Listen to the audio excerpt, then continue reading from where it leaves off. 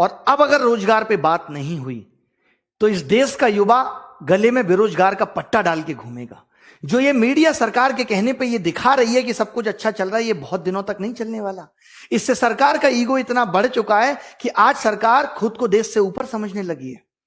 आप कितने भी आंदोलन कर लो, कितने भी प्रोटेस्ट कर लो, आपकी बात पे कोई ध्यान देने वाला नहीं है। हमने क्यों ये 25 तारीख रखी है, क्यों हमने 5 दिन का वक्त लिया है कि 5 दिन के अंदर हम इस पूरे देश को जगा देंगे, इस देश की मीडिया को जगा देंगे, इस देश की सेलिब्रिटीज को जगा देंगे।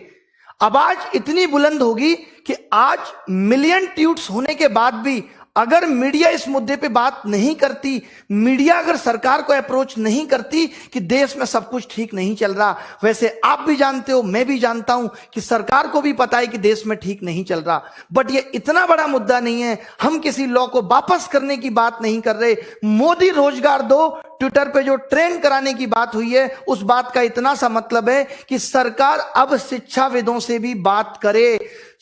सरकार एक ऐसी कमेटी टाइम लिमिट में बना दे 10 दिन के अंदर, जो ये ऐसे लोगों से पूछे कि आखिर प्रॉब्लम है क्या।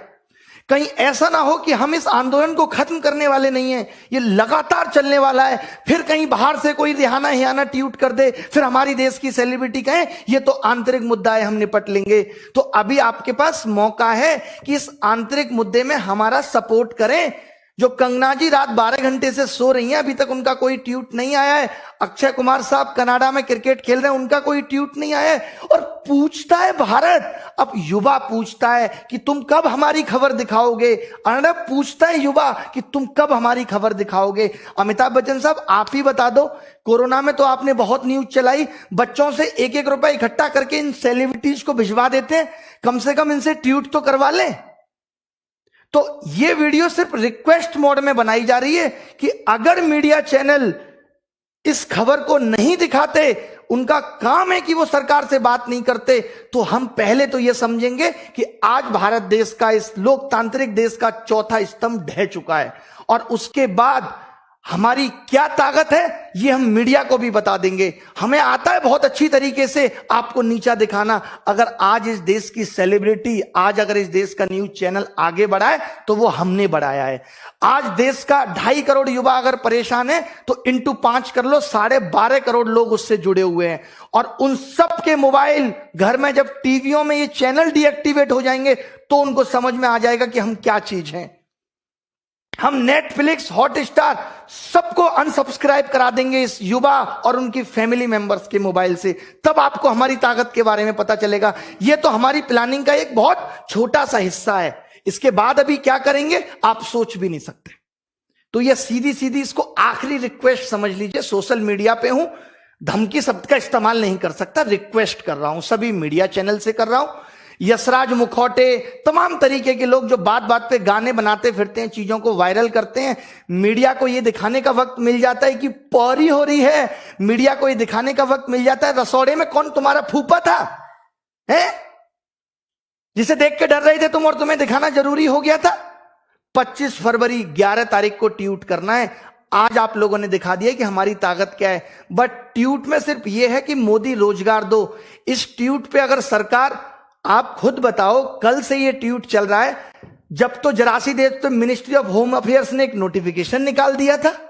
अब सरकार एक नोटिफिकेशन निकाल के ये नहीं कह सकती थी कि हम रिफॉर्म्स पे बात करने के लिए तैयार हैं। मैं लीड करूंगा एसएससी को, ये मैं बोल रहा हूं, और बाकी के एग्जाम्स की प्रॉब्लम को भी मैंने ये सोच लिया। ये स्टूडेंट्स से बात नहीं करनी, स्टूडेंट्स को हम रिप्रेजेंट कर रहे हैं, उसकी समस्या को हम समझते हैं। मैं कभी नहीं कहूंगा स्टूडेंट्स तुम आगे आओ। मैंने ये मुहिम उठाई है, मुझे साथ चाहिए आपका, हाथ जोड़ के। जितने भी बड़े बड़े यूट्यूब चैनल हैं, चाहे वो ध्रुव राठी है, आप सबको एकजुट होना है। चाहे वो Utkarsh classes Jodhpur, Rakesh Yadav reader publication, जितने भी बड़े बड़े लोग, बड़े बड़े टीचर जिनको बच्चों ने प्यार देके यहां तक पहुंचा है, उनका भी फर्ज बनता है कि सबको एकजुट करें। हमारा टारगेट ट्वीट का मोदी रोजगार दो तो है, बट इसके मायने बहुत बड़े हैं। जो हमारी मांगे थी उसको हम एक ट्वीट में नहीं सिमटा सकते थे। हमारा इस बात का मतलब है कि सरकार की नजर में जब ये आए तो सरकार पूछे समस्या क्या है, और फिर हम उनको समस्या बताएं कि इतनी समस्या है और इनको कितने दिन में आप खत्म कर दोगे, सॉल्व कर दोगे इनको। मुद्दा ये है। नहीं तो आज आपने देखा होगा पीएमओ ने अपने लाइक डिसलाइक बटन बंद कर दिए। मतलब अब राजा ये नहीं देखना चाहता कि हमारी वीडियो लाइक हो रही है डिसलाइक। मोदी जी के लास्ट वीडियो पे 2500 डिसलाइक है मात्र। शर्म करो, बस 2500। ऐसे कैसे काम चलेगा? कम से कम मिलियन में डिसलाइक भी करना है, मिलियन में डिसलाइक करना है, कमेंट करना है, वीडियो को रिपोर्ट करना है। सर देखिए, अब अगर ये आंदोलन हम सफलता इसमें नहीं ला सके तो मुझे नहीं लगता हम आगे ला पाएंगे। 5 दिन लिए, हर एक इंसान को जगा दो। अगर ये 5 दिन हमने ताकत लगा दी तो हम जीत कर रहेंगे, वरना ये आंदोलन भी मात्र टाइम पास बन के रह जाएगा। मेरी रिक्वेस्ट है, मैं हाथ जोड़ता हूं, पैर पड़ता हूं आप सबके, जितने भी टीचर्स विद्यार्थी की, सबको कहो इस पे वीडियो बनाएं, सबको कहो कि ट्वीट करें। इस आंदोलन ने जैसे आज रेस पकड़ी है, भी 25 को और पकड़वानी है, बट वो सफलता नहीं है। सफलता उसके बाद जब सरकार बात करेगी।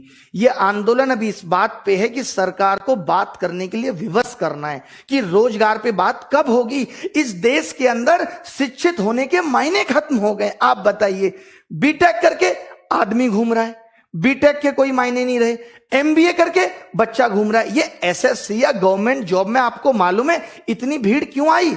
क्यों लोग सरकारी नौकरी के पीछे भाग रहे हैं? क्योंकि प्राइवेट में नौकरियां खत्म हो गई और मोदी जी कहते हैं कि आप अपने मोहल्ले में नौकरी करो। आज जब मैंने ये वीडियो मोदी जी का देखा तो मुझे इतनी हंसी आई, मैं जरूर आपको ये सुनाना चाहूंगा। मेरा दिल है कि मैं ये वीडियो आपको सुनाऊं। आप देखें इस वीडियो को। एक वीडियो मैं आपको सुनाना चाहता हूं। ये हमारे मोदी जी और ये हमारे प्रधानमंत्री की कितनी बेहतरीन सोच है, जिसकी कोई हद नहीं। आवाज सुन लीजिए, ये देखिए। छोटे छोटे कारखाने लगे, हर गांव गली मोहल्ले में रोजगारी का अवसर पैदा हो और नौजवान अपने ही इलाके में रोजगार कमाए, ताकि शाम को अपने माँ बाप के पास जाकर के बैठ सके, माँ बाप के साथ सुख दुख बांट सके, माँ बाप के साथ बैठ करके रूखी सूखी रोटी खा सके। ये हमें करना है बस। ये बताइए, ये मोदी जी को करना है कि माँ बाप के साथ बैठ के रूखी रोटी खा सके। एक बात बताओ, दिल्ली और गांव में क्या अंतर रह गया? अगर सब अपने घर के आसपास ही रोजगार करेंगे, क्या मायने हैं इस मतलब के? तब तो फिर सीमा पे भी कोई जवान नहीं जाएगा देश की सुरक्षा के लिए। तब मोदी जी अपना झोला लेके गुजरात से दिल्ली क्यों आ गए थे? ये भी माँ बाप की सेवा करते और वहीं रोटी खाते। आपके को मैं 2 ऑप्शन देता हूं कि अपने गांव के आसपास 8000 की नौकरी करके रूखी सोखी खाना पसंद करोगे, या 60,000 की नौकरी के लिए दिल्ली आओगे और 1 महीने में घर जाओगे और माँ बाप के लिए भी अच्छे वस्त्र लेके जाओगे। कौन सा ऑप्शन आप सुनोगे? यार, हमने कैसा प्रधानमंत्री चुन लिया? अजीबोगरीब बात करता है कि अपने मोहल्ले में नौकरी ढूंढो। क्या नौकरी ढूंढो? मोहल्ले के सारे कुत्तों को पकड़ के और शहर छोड़ के आऊं? ये नौकरी ढूंढूं गांव में? बताइए क्या करूं? अजीब बात कर रहे हैं। प्राइवेट नौकरी खत्म हुई थी तो गवर्नमेंट जॉब में आए थे। बीटेक करके पता चला कोई 8000 की नौकरी देने वाला नहीं है, क्योंकि देश में उतनी कंपनियां नहीं है।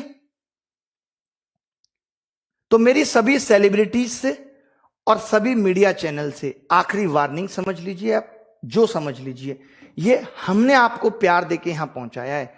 अगर हम प्यार देना जानते हैं तो नफरत देना भी जानते हैं। आपने देखा होगा कि किस तरीके से हमने आपकी कुली नंबर 1 को फ्लॉप कर दिया था और किस तरीके से हमने एक सड़क मूवी के ट्रेलर को 10 मिलियन डिसलाइक दे दिए थे।